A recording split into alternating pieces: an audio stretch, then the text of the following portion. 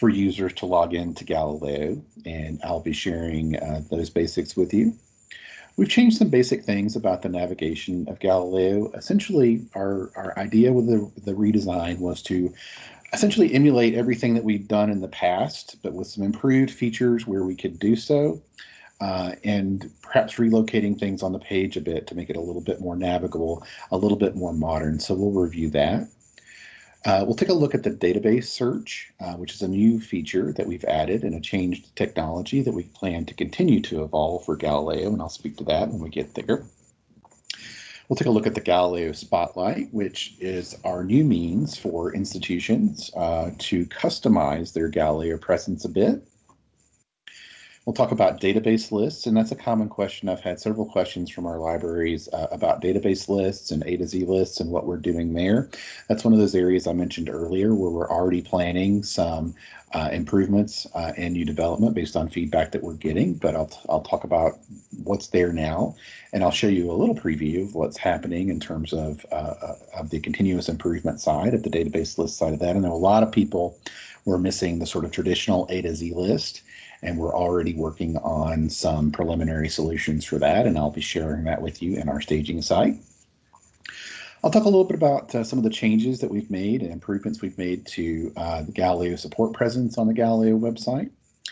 And then also go into things like the About Galileo areas, if you're looking for information like policies and password change policies, where that information is now, and also tools and training. We've added some new options and some new opportunities to access our training and tools and statistics, and we've put a better path to access for those things and a better looking path to access to those things into Galileo as well.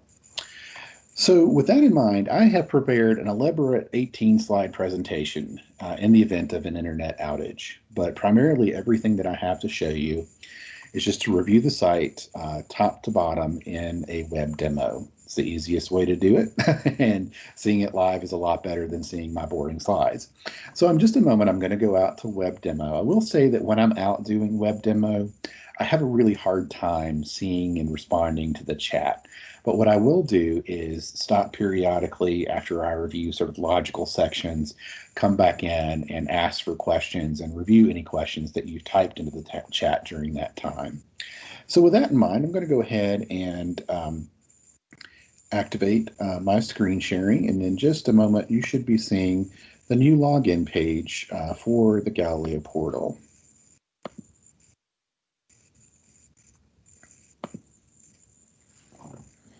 Let's give it a few seconds, and you should be seeing that now. And I'm going to go really slow because the internet has been wacky in our area today. So I'm going to move the screen very slowly as I show various things here. So as far as navigation goes, we've always maintained a logo at the top left of Galileo that will always take you back to the main Galileo page. If you're not logged in, it's just going to reload the page back here to the login page. If we are actually in GaliLEO Search, logged in with a Galileo password, it will take you back to the Galileo main search page. And we'll see that in action in just a minute. One of the things that we wanted to do, and we're continuing to work on new and different ways to do this as we add more features to Galileo, is we've added a What's New functionality. And you see the What's New box at the top right. And if I click on that What's New box, what that'll do is it'll engage a little pop-up that will guide me through the new features of the site. So as I mentioned, we've changed some of the ways that you can log in. So it reviews using what we now call the Galileo Wayfinder that's here at mid-page, where I can look up my institution and log in. And I'll show you why we're doing that in just a few moments. But I just wanted to show you quickly that this feature is there. The What's New feature, we'll probably change that What's New feature to Getting Started or Quick Start or something like that soon, now that the page is coming up on a couple of months old. I'm going to go ahead and click the skip button now just to get out of that. But as you can see, we wanted people to be able to find their way quickly. And I'll show that again once we've logged into Galileo so that you see that it also reviews the new functionality once you're logged in. I will cover the support page near the end of the session today, but I just want to show you the new features and functionality that we've added there. And we do have a dedicated support button that takes you to a support page. And we also have this login button, which basically turns into a logout button. It doesn't do a lot when you're here on this page, but if you're, we wanted to make sure that we had a login and a logout button, and we're still working on this functionality. It makes less sense right now as a login button, but we plan on working on that. But we wanted to have that there as a placeholder so that we could create a logout button when we're logged in, so that people can feel confident they've actually logged out of Galileo when they are logging out. So let me move on. Those are the major features that you see at the top. Here, mid-page, we have what we call, as I mentioned, the Galileo Wayfinder. And we have designed this, and I'll show you an example of what we mean. You've all heard me talking about our slow-moving project of implementing a single sign-on through Open Athens with all of our libraries. And we've done that for a lot of our academic libraries. We're beginning to do some of that work with our public libraries now. You'll be hearing more about that again soon. But in any case, what we want people to be able to do is to come here and find their institution and find their login path quickly and easily once we're using single sign-on. So, and we're logging on a per institution basis. So right now, just to show you what I mean here, if I click on all, it will search all libraries. And I'm affiliated with Athens Clarke County Library. And notice that we've also added not just the libraries, but also the branches here. Now the branch right now, if you click on a branch in the Wayfinder, it simply leads you to the systems login page. And let me show you what I mean by that. I'll check on the East Athens Community Center branch here, and it says East Athens Community Center, but once I log in, it's still going to log me in to the Athens Clarke County Library System password. We're not adding passwords for every single library branch. We might do that in the future. That's something that we've talked about doing, but we are not doing that right now. So if you see a branch, it just means it's going to point someone, if they look for their library by branch, to that Galileo login page for their system. Also, I can limit the number of institutions that I look through by clicking on the library type. So if I know I'm looking for a public library here with Athens Regional Library System, I can find and choose Athens Regional Library System, and then I can go ahead and add my Galileo password and log in. So I go ahead and click go, and now I'm logged in. So I'm going to show you a couple of different ways of logging in. That is, again, using the Wayfinder. You don't have to use that methodology, and you see that my login button has now turned into a logout button. But one of the benefits of it is what you see here. It helps me remember where I've logged in from. So if I am a library patron of Athens Clarke County Library, in my case I am, and I'm also a library patron of UGA, because I have UGA credentials, and I'm also a patron of the library or we have our own Galileo account at the Board of Regents. So I have several different ways that I access Galileo, and it remembers those different ways that I've accessed Galileo down at the bottom. So if I'm logging into a different Galileo account at different times to do different things or access different resources, this makes it a little bit easier for me to do that because it's remembering where I've been. So that's the key benefit right now of using the Wayfinder. But just note that you don't have to use it. We've retained the password functionality just as it existed before. And I can come in here and I can type in my Galileo password if I know it and click go. And I'm logged in to the Athens Regional Library System just like I would be otherwise before. Just to complete all that we want to achieve with this, just to show you why we've done this Wayfinder, in the not too distant future, I'll show you an example just of logging in to my university system office login. I'm going to log in here via single sign-on. And this is logging me in via Open Athens. And in the future, what you will see when you hit that login screen will be a Pines login account or a library system login account. For example, if you're in DeKalb County, I know I had a lot of people from DeKalb County in the demo today. you will hit, if I'm not mistaken, either a Circe or Polaris. I can't remember off the top of my head. But you will log in via either a Circe, Polaris, TLC-based login screen. We're building what are called connectors to those, and it will log you in that way. And I did more traditional single sign-in login, but that's why we designed this way, so we can point people to the specific page that will help them to log in the future when we're using single sign-on, as I just did for the University System Office. So I'm going to go ahead and log out of my University System Office account. Back to the GaliLEO main page here. And anything else that I wanted to show about logging in before we move on? I'm thinking here. I believe that is everything that I wanted to share about that. I'm going to pause and just turn off the web demo for a moment and come back on to the chat and just make sure there aren't any, or be glad to answer any questions that you all have at this point. Again, you're welcome to use your microphone. I'll be quiet for a minute if you want to chime up with any questions via your mic.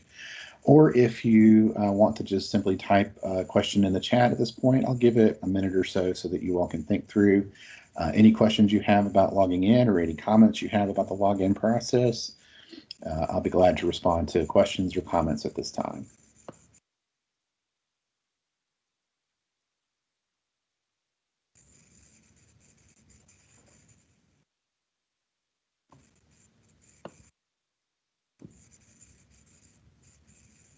Okay.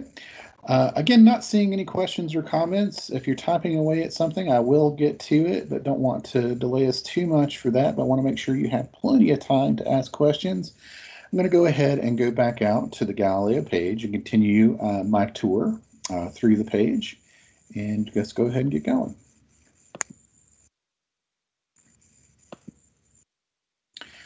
So in just a second, you should now be back on the web demo here.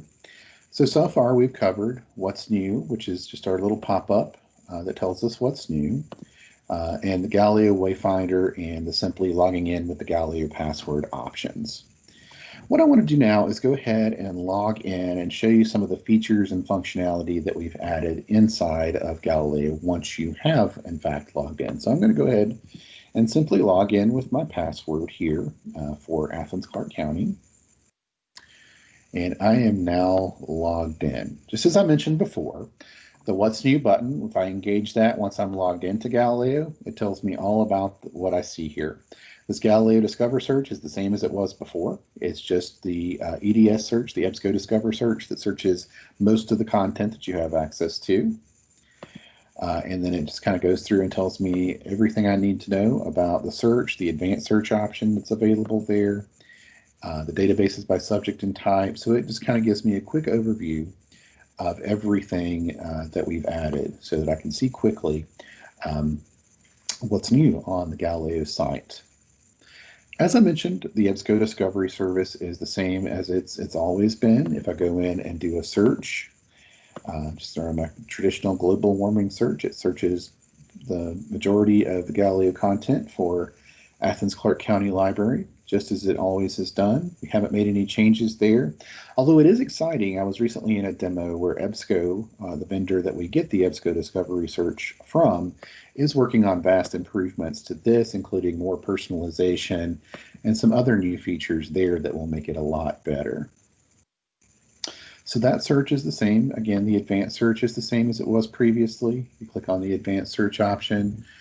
It presents you with the ability to do an advanced search and using fields, additional fields, and facets.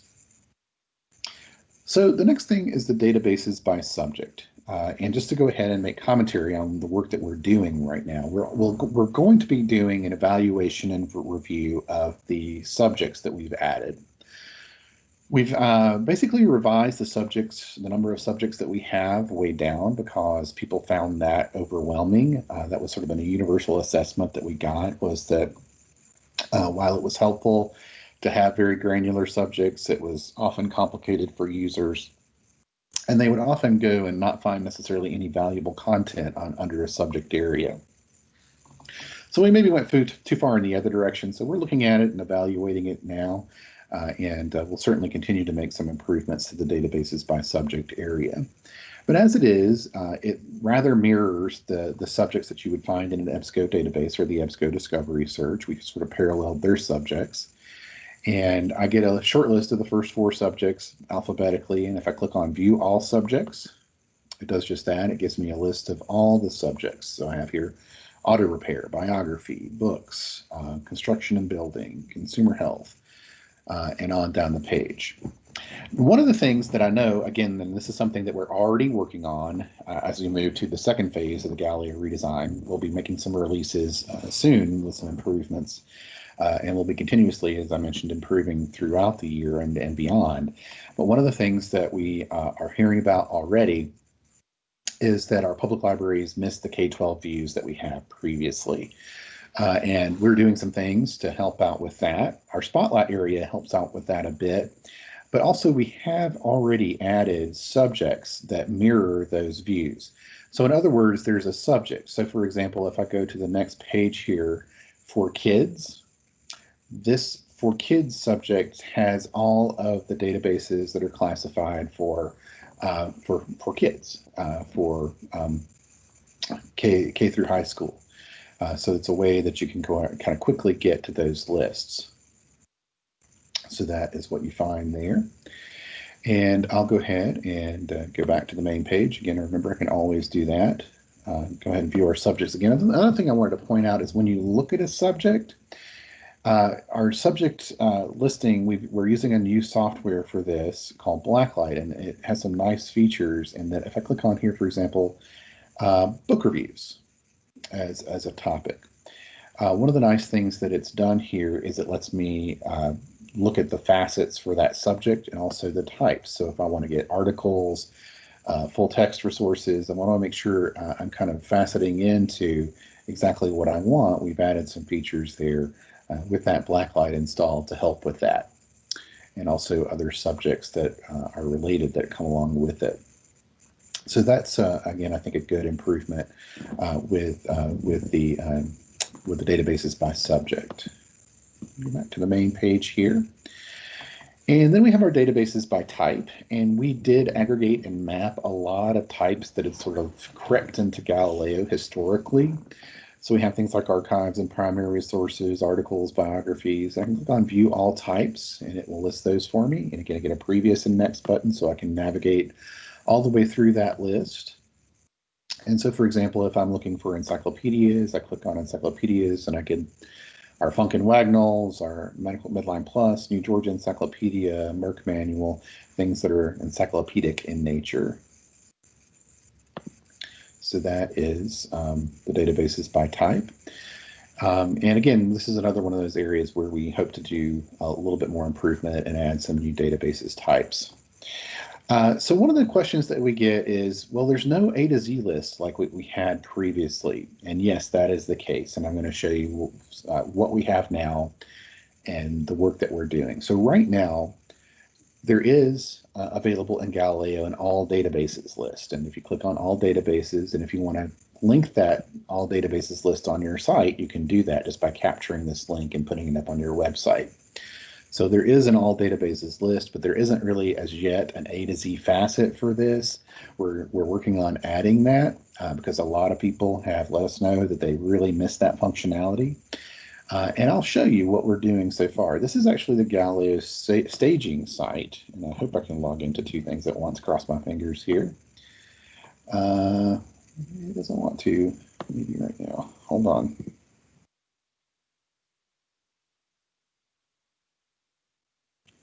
Yeah, for some reason it's not letting me. Let me see if I go in through the. Bear with me. If I can't show this, I'll send you a screenshot later.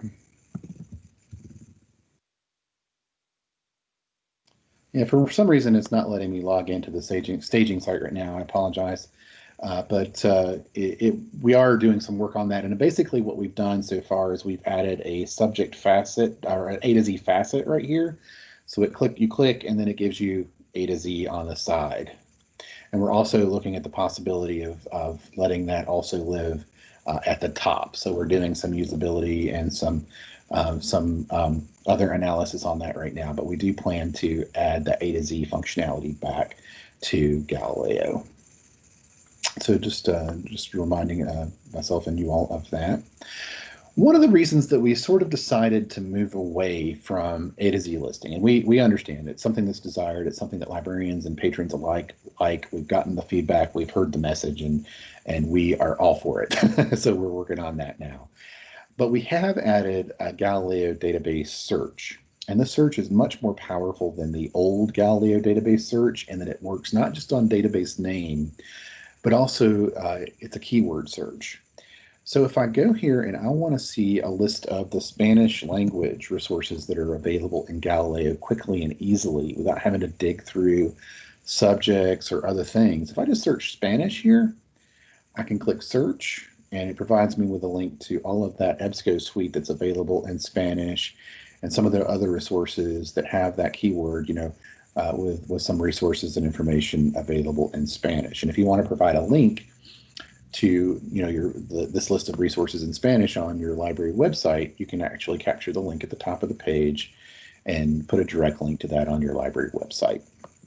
So that's a pretty neat way to be able to do that. Another one that comes up a lot that I get asked about in public library settings is genealogy. I want a quick way for all my patrons to be able to find all the things that we have on genealogy.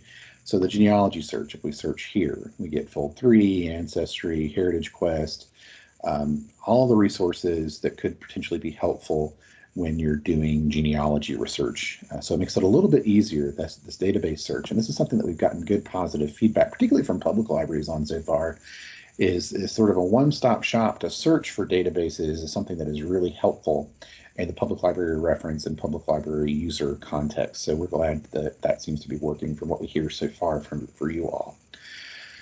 So I mentioned the all databases list, which is there. There's also an all journals list. And this is the same functionality that has always been in Galileo. If you would like to, at any point, access a list of all the full text publications that you have access to, if you click on all journals, it opens up that EBSCO A to Z list of your journal titles by journal title by alphabetical and also by discipline.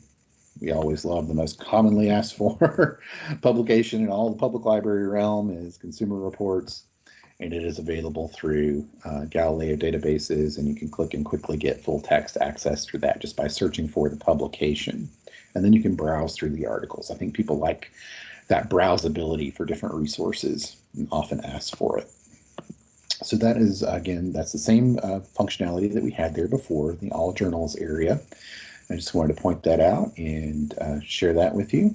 But it's nothing new, but it's sort of in a different place than it was previously.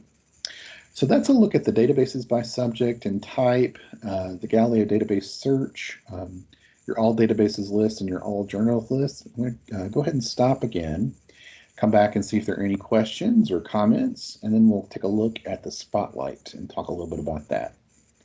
Any questions or comments? Feel free again to use the chat, or feel free at this point. I'll mute my microphone for 30 seconds or so, and if you have any questions, feel free to chime up with your microphone and ask.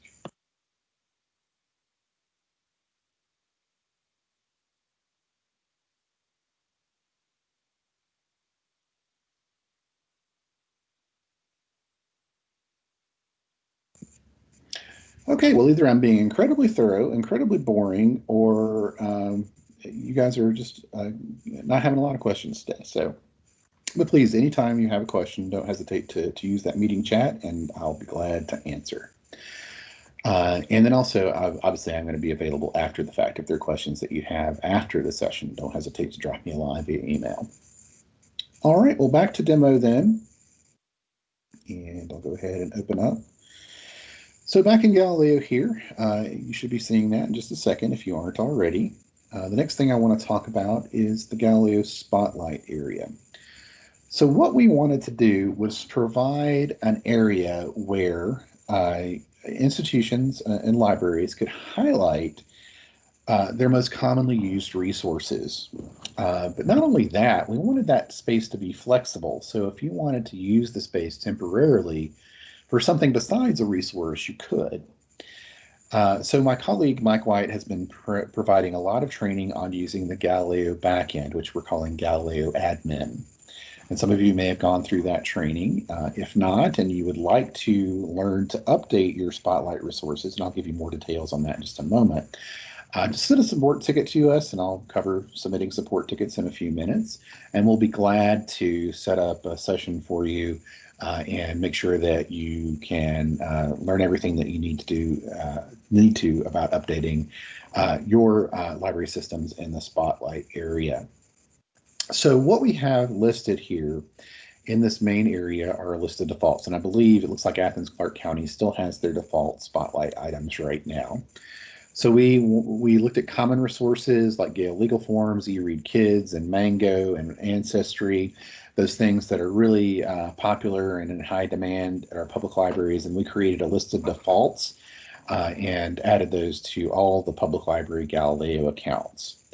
If you would like to change any of this to a different resource or to something different entirely, you can. And as I mentioned, if you'd like to learn that and to do that for your library system, just submit a support ticket to us, and we'll get you the information and training you need to be able to do that. It's pretty easy. But in any case, just a little bit more detail on what can go here. Obviously, GaliLEO Resources can go here. But if, for example, you wanted to promote something about your summer reading program, or if you had specifically designed a homework page for kids, or if you had a program or an ongoing list of programs you'd like to advertise and you have a link to that page, you can do that here. We wanted it to be flexible. We do have some requirements for the images, and I can't remember the length. I think it's 300 characters that the description in the Spotlight area can be. But basically, if you put an image, a link, and a description here, that's all you need to do in order to update your Spotlight area. And there's really no limitation on what you can do with that. Obviously, you would want to do something within the scope of your library's mission, but at the same time, it's flexible and you can do what you like here. So I hope that some of you will take advantage of that and update. And if you ever just want us to update it for you, just let us know. Again, submit a support ticket in the meantime if you're waiting to get trained on doing this. And just let us know, and we'll be more than happy to help set that up for you and also get you the training you need to be able to do this yourself. Again, part of the redesign effort that we're going into is we want to make GaliLEO more customizable for our individual libraries, and we're working toward that. So that's the Spotlight area. The other thing I want to share with you is the About areas. These are sort of static right now. We hope to, at some point soon, make these updatable by the individual library systems. We haven't done that yet, but if you have information that you would like to add here, there's about 6 slots we can add. Generally, people add things like a link to their library webpage and a link to their Pines catalog. And there's, again, about 6 spaces there. We can add anything else that you might like to this area for you. And just let us know, again, with a support ticket, and we'll be more than happy to update that area for you if you have resources that you would like to add there. Sometimes people add links to some of our academic institutions, add things like links to local newspapers. You might have a local genealogy page that you want to add there. So it's just another place where you can add localized information. On the right-hand side of the screen, you have the GaliLEO News. This comes directly as a news feed from our GaliLEO newsletter, which we publish monthly. So there's a really good list of articles that have been published recently in the GaliLEO newsletters. If we had any system alerts, fortunately right now we do not, which is great. But if there are any problems with GaliLEO or individual GaliLEO vendors, we work to post those in the GaliLEO systems alert area, and you would see those there. And finally, if you ever want to put the GaliLEO search box on your library webpage, we have moved that functionality down to the bottom of the page here under Tools. It used to live right next to the search box here, but we decided it was confusing, and several people had sent us support tickets about what's that embed button and what does it mean to my life. So we decided to move it into an area that we're going to call Tools, and we're still evaluating what are some other things that we can add here in the Tools area. But if you ever want to embed your search box, that'll be just the same GaliLEO search box that you see on the GaliLEO page here. If you want to put that on any of your library websites, you can just capture the code for that and do that by clicking on the embed search box and capturing that code and making sure you integrate it well into the HTML or CSS or other functionality of your library website. So simple enough to do that. So those are the sort of peripheral things that you can do. Just a few more things to mention here. I mentioned earlier, just again in the context of keeping things front and center for you that we are aware of and working on. We did create for our K-12 libraries as part of the redesign, we did recreate for them the K-12 views. And we've heard from our public libraries already that this is something that they miss and something they would like to have. And we're already looking at ways that we can do that. It may be something different than what you had in the past, but we are certainly looking at ways to provide kid-based views of GaliLEO content for our public libraries. So we'll continue to work on that. But just wanted to mention that here. That was something that we're already aware of, but in the spotlight made me think of that because it is an opportunity to highlight resources for kids if you'd like to update any of the, so we have the eRead Kids already, but there certainly could be other resources that you might want to include there. So the last two things that I want to cover, and I see a couple of questions have come in, so I'll go ahead and take a quick stop here, and then I'll come back and cover about GaliLEO and GaliLEO Support.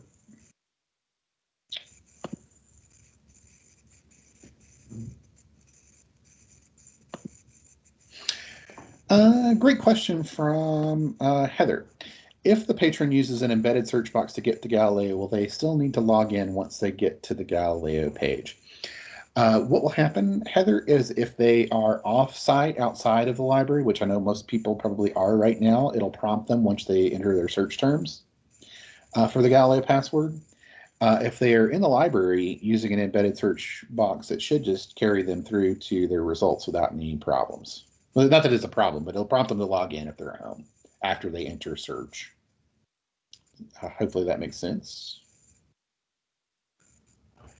And if not, do feel free to ask me a follow-up question. But yeah, it'll prompt them to authenticate once they run a search.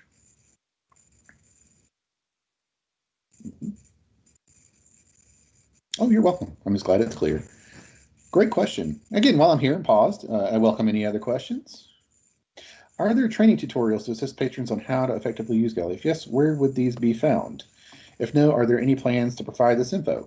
Celeste, don't steal my thunder. I'm going to share that with you in just a few minutes. Happy to do that. But yes, we've made some videos and we're continuing to work on more. And I'll talk about that in just a couple minutes. But yes, short answer, yes, but I'll be glad to show you. I'm not saying they're great yet because I did them, but they are there. All right, great question. You're welcome. All right, well, I'm going to pop on out and I will show exactly the things that Celeste is talking about and be sure to address any other questions along the way. Thank you, Heather and Celeste, for good questions. Going to go ahead and pop right back out now. In just a second, you should be seeing us again. So two things I want to cover. I'll start by covering the About GaliLEO pages, and then I'll go back and cover support. So you can access the About GaliLEO pages in a couple of ways. If you go into the support page, you're there, but at the very bottom of the page, our About GaliLEO is there in the footer, and also all the different areas that we cover in About are here, broken out like programs, governance, community, tools and training. All are located there as well. So I'm going to go ahead and click on the About GaliLEO here. And this, again, offers information about the initiative, who we are, what we do. If you go into the About drop-down at the top, it talks about the various aspects of that, our participating institutions, our staff.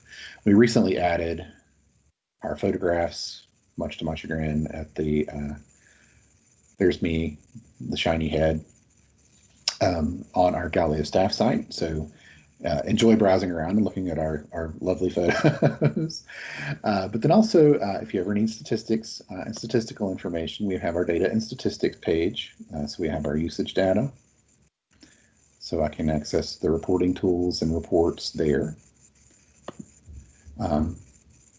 And hold one more second, please.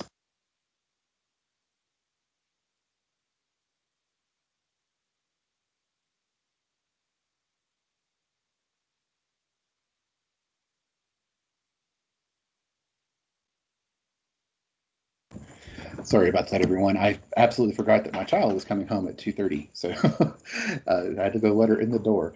Forgive me. So data and statistics, monthly reports, all of that information can be found there. Our mission history, employment information if we had any jobs to offer. Our programs, GALILEO Search, Affordable Learning Georgia, Digital Library Georgia, GIL. Governance, and this is where you'll find if anyone here has been involved with the GALILEO Steering Committee in the past, that information is, and the rosters for who's available to contact on those committees is there. Also, policies goes to our policies information, our access policy, password policies, and other things can be found in that policies area. Community goes back to the newsletter, the calendar, our GALILEO scrapbook, and finally, to Celeste's question, our tools and training area. We have our marketing toolkit, and this will provide you with some vendor resources, some GaliLEO resources if you're ever looking for standard GaliLEO images that you can share on your website, or if you're looking for things like handouts from Mango languages or images from Mango languages to share with your community. We try to put those types of things in our marketing toolkit. Our presentation and materials area, that's anytime we're out at conferences, we try to post our presentations and materials up on the presentations and materials page. The statistics, which I mentioned before, and finally the training area. I'm going to click on training. And what we've done is we knew we had sort of a shortage of I can't get my click to work right. Training information, new computer, I'm getting used to it. We decided to move our training information to a GaliLEO based LibGuide. LibGuides is a really nice product that you can use to design tutorials. And we also have a YouTube channel. Per Celeste questions, we wanted to create some quick videos for getting people started. So we have our GaliLEO search tutorials front and center here at the top of this GaliLEO training page. So a lot of what I cover in this session, the logging in and using the Wayfinder, using K-12 views for our K-12 users, finding the right database, finding specific journals and magazines, those are the base tutorials that we've added here as a start, as getting started guides. So we do have those. These search sessions that I'm offering today are listed here so we have our GaliLEO Search training, GaliLEO tutorials. These are our older tutorials that we had on finding peer-reviewed articles. We're retaining these for right now. We are working to revise these and make them much better. These were pretty high production and took a lot of time for us to generate, and we're trying to do that again. So to your question, Celeste, tutorials take time. We are working to do more. As I mentioned, the ones I did at the top of the page I think they're good enough, but they're not up to my standard, honestly, but they're fine. But then again, we have a lot of the older tutorials there if you need those. We have vendor tutorials, so if anybody needs tutorials on specific databases, and we're continuously updating these, but they're generally the most commonly used resources by vendor. Community tutorials, we're going to eventually add. If you have good tutorials that you'd like to share with the GaliLEO community, we would love to have them. If you're creating something good at your library, we would love to share that tutorial and contact us. I have a contact us button there if you'd like to share with us. Our live online trainings, I have the GaliLEO Search training kind of out from this right now just because we're doing so much of it. Our recorded trainings, so if someone wanted to come in and view one of these sessions for public libraries, I'll be adding your session here. I'll also be emailing you the recording. But we have those recordings up also on our YouTube channel. And then any technical training that we have offered. We have training regularly on our Open Athens product.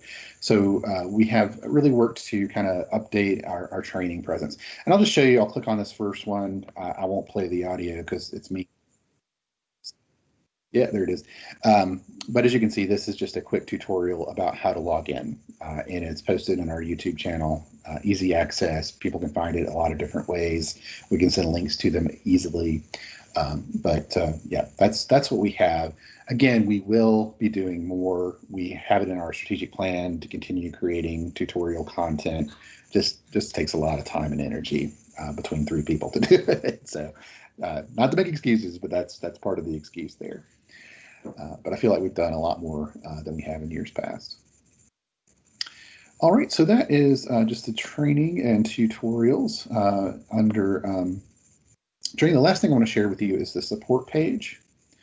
I'll click on, and again, let's go back to the main page for context, because if you're working in GALILEO Search, then you want to certainly be able to access support. We have a support link kind of linked everywhere. So if I click on support here, you'll see that one of the things that we've done here is we have greatly improved our FAQs. We have written lots of help articles, and you can browse those questions that we've written by category for FAQs. We also have a most asked over here, and they're also searchable. So if I'm looking for information about downloading EBSCO ebooks, I can come here and get some information on what devices support downloads for EBSCO ebooks. And again, we rewritten these completely. A lot of the content had kind of aged out, and we're going to, again, part of our continuous improvement is devoting time and energy to routinely updating these when we get updates for our vendors. It's been a challenge in the past, and we're just working to now manage that work better. But so we wanted to make it so that someone would come in and search for a support article first before they would submit a support question, because certainly if we can answer their question quickly and easily with an FAQ, that's great. We also wanted to point people back to the libraries. We wind up getting a fair number of reference questions asked to us through support, and we generally send those straight back to the libraries, as we tend to focus on the technical support side of things. So we wanted to make sure that we had a link back to libraries. So this goes back to the general participating institutions page where a person can find their library. And so that's where you can go. We want to make sure that people say, hey, well, I do need research help. We want to be sure that they see that. And then finally, if we didn't get to their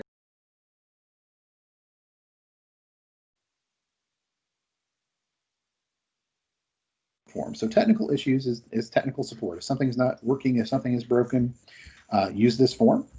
If you just want to ask us a question generally, or make a comment, or share a concern, or if you have a question, say for example, about a license, can I lend something on interlibrary loan? That's what this form is for. If you want to request training, you can use this form. Now, it doesn't matter which form you use. If you get mixed up and you're like, oh, I don't know which form to use, it all goes to the same place. Basically, it's the same form, but we've just kind of suppressed fields on one versus the other so that we can have it all route and then kind of decide when it gets here what we're doing with it. I did just click on the support form just to show you. One of the things that we've done as an improvement here is we have added the option to attach 3 different attachments. In the past, we had that only as one. And people often need to attach more than one attachment to show and illustrate a problem that they might be having. So we wanted to make sure that there were plenty of options, or at least more options, to include attachments to the support services contact form. So that is GALILEO Search in summary, at a very high level. I'm going to come back out of my demo one more time. About 14 minutes left. I had been doing this in 45 minutes and I was running over a little bit, so I cut it back to, I extended it to an hour, so now I'm here at 46 minutes. So, but in any case, the floor is open for your questions and comments. And Celeste, did that answer your question about the videos that we have? And keeping in mind that that's something that we want to continually work on. I don't love them yet, but I want to get there. But I think they show basically what's going on. Thanks, Celeste. Other questions, comments. I welcome comments too, and they can be negative. You're not going to hurt my feelings. One of the ways that we continue to do better with GaliLEO is to hear from you all. You know, what you like about it, what you don't like about it, what you would like us to do going forward. We have our GaliLEO Development Advisory Committee that has public library representation. Burr Sanich from Cobb County, Ben Carter from GPLS, and we just recently added Trudy Green from Athens Clarke County Library, and Amy, I can't remember, I forget her last name, from Chattahoochee. We have good public library representation on the GaliLEO Development Advisory Committee as well, but you're always welcome to reach out to those people and talk with them if you have something that you would like to suggest to us as well, and you'd like to, kind of air that out with someone who understands how public libraries work better than perhaps I do, or we do. So we think we got it pretty well, but every now and then, there's always those differences between working in a consortium versus working in a library. Is there a way to get user stats for a particular public library system? Deborah, you can get stats for a library system at the system level. And we are working on being able to get stats, at least a small capitulation of stats down to the branch level. We aren't there yet, but that's one of the things that Open Athens will help us with. And Deborah, I'm happy to show you in stats a couple of different things that you can do. Let me open up. And if people I see people dropping off, if you need to dash off and go while I answer a specific question, you're welcome to do so if you're all wrapped up and don't have any other questions. But Deborah, I'm happy to demo in order to get the answer to your question here. Oh, you're welcome. So again, I can go into the About GaliLEO page just to show you the pathway. There's lots of different ways you could do this. So I can go into the usage data, and a couple things that you'll find here. The annual reports, and I can go to the, where is GPLS? Oh, public libraries, there it is. Public libraries. So for fiscal year 2019, I can go to GaliLEO database usage, click on that, and it is an Excel document, and I'll open it up for you. I'll probably need to come back and share it specifically once it opens. Let me share that for you, sorry. So this does give me, and I hope you're seeing it okay, you should be seeing it, I think, but this is the system level statistics based by institution, by vendor, and by database, and that's for the fiscal year 2018-2019. So we do have that, and then of course you can go in, I'm going to stop sharing again, and show you that you can get just on the fly statistics monthly for your library. Let it hold for just a second, and then you should be getting the data and stats page. If you go into the statistics reporting tool, I'm going to go ahead and visit that. It's a separate page that links off of here. I can choose my institution. So if I'm looking for example, I'm just using the example that starts with A and is fresh in my head. Did I click on? Should give me.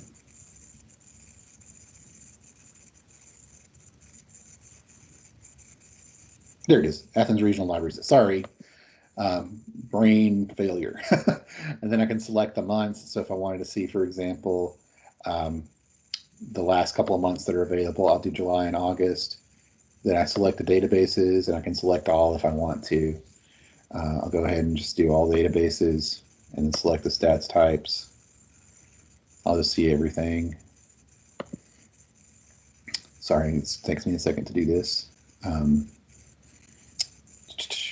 I'm just going to live it. There's lots of ways you can do this, but just to show you a quick parsing of this, these are my monthly search statistics for Athens Clarke County, just to show you quickly. I hope that's helpful.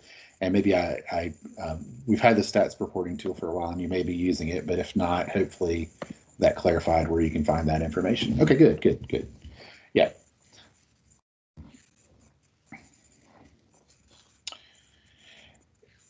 Is there an option to find copyright-free images besides those related to the database itself? That's a good question. Now, I know we do have, and two things with that, Deborah. We have added an images subject to the subjects in GaliLEO, because that's something that people specifically asked us about, was being able to more quickly find images. And there is a request and EBSCO, our two major vendor providers, do each have their own sort of image database. I honestly am not sure what the sharing rights. I'm pretty sure the sharing rights for those would be in terms of, I don't think they would be copyright free, but I think they would be available for use. For example, if kids were working on a paper, then I think they would be well within their usage rights to use those. Yeah, fair use. That's the word I'm looking for. Thank you. But yes, I always say of those types of questions, those are to be answered on a case-by-case basis, and I'm not an attorney, but I believe that you'll be fine with that. Now let me pop into GaliLEO Search just to show you.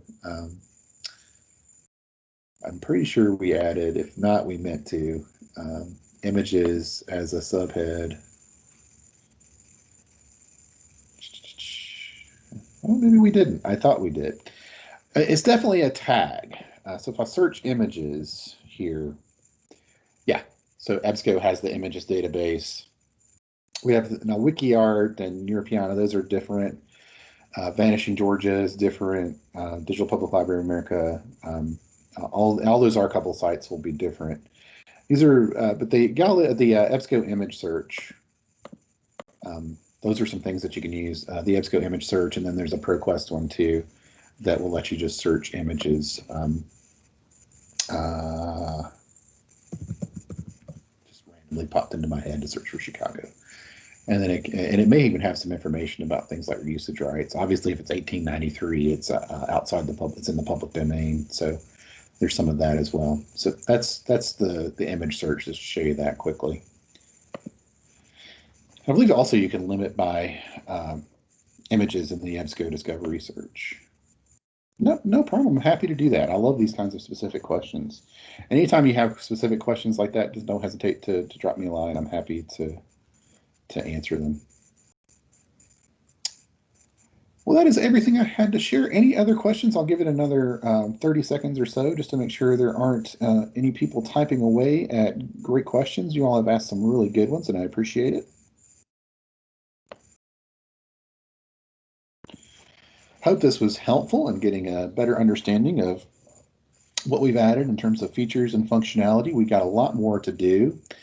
We are in the preparatory, thank you, Gabe. We're in the preparatory phases of moving to a second phase of development. We haven't developed a firm schedule yet, but we'll probably be doing releases in July and December to kind of coordinate with the breaks when people aren't as busy. I mean, I know you all are always sort of busy. It's harder with public libraries, but again, just kind of hitting those times, summer and winter breaks are generally good times to release something heavy duty and new. But thank you all for the thanks. You're most welcome. I enjoyed it. Enjoyed the questions. And again, anytime you have a question for us, you're welcome to use our GaliLEO support forms, or you're welcome to, if you want something specific to ask something specific about the class today, I'm more than happy to talk with you via phone or email directly. You all have a wonderful rest of your day. Again, I'll post the recording tomorrow and make sure that you also have the PowerPoint slides. And you're welcome to use those PowerPoint slides in any presentations that you do as well. I don't mind you sharing them. And I hope that you enjoy the rest of your week and have a great weekend as well. Bye-bye.